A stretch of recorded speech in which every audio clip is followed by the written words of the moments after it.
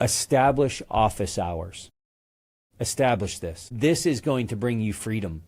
And I don't mean just tell your team, hey, there's going to be times. No, establish this. I'm going to have these times for emotional check-ins. 15 minutes, 10 minutes, 30 minutes, once a week, twice a week, once a month, where these team members, they can bring emotional, personal, suit yourself.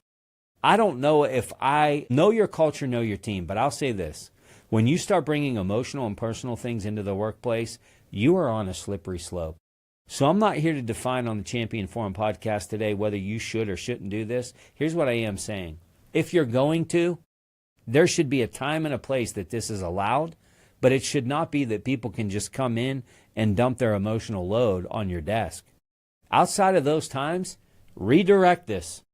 And this may be hard for your team to adjust to, but stay on course. Because if they're always just coming in and dumping their emotion on you, it's going to be weighty. And by the way, you probably don't really have the resources to fix a lot of this emotion anyway. But what this will do is it'll keep this in a boundary of time. I would also challenge you to use this, what I call the 3-question rule, when someone vents or someone comes in with their emotional stuff. Next time someone starts unloading, use these 3 questions to help get them into correction. What outcome do you want in this situation? I love that question. What outcome are you looking for in this situation?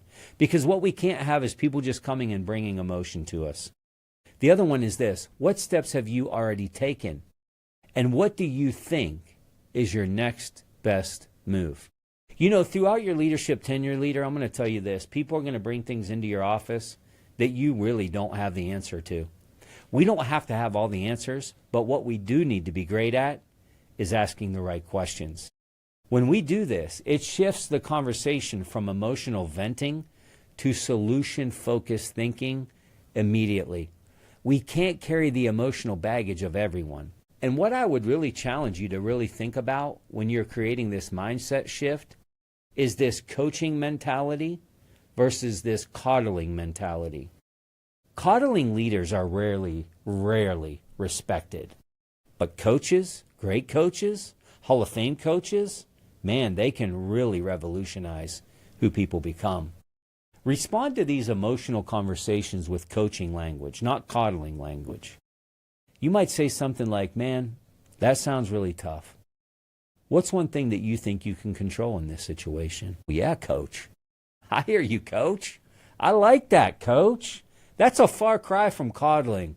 Wow, that seems really hard. By the way, I'm for empathy before I get the hate mail. That seems really hard.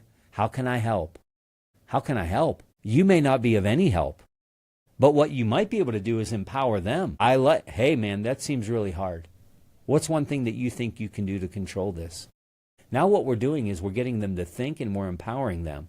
We can't just take on the emotional baggage. Don't rush to just solve things. Guide them. Very similar to what we talked about a few weeks back, right? Protect your calendar like it is the fortress to the king's palace. This is going to save you a lot of emotional grief and burnout. Block off time every day where no one, and I mean no one, can interrupt you. I've seen this get out of balance too many times.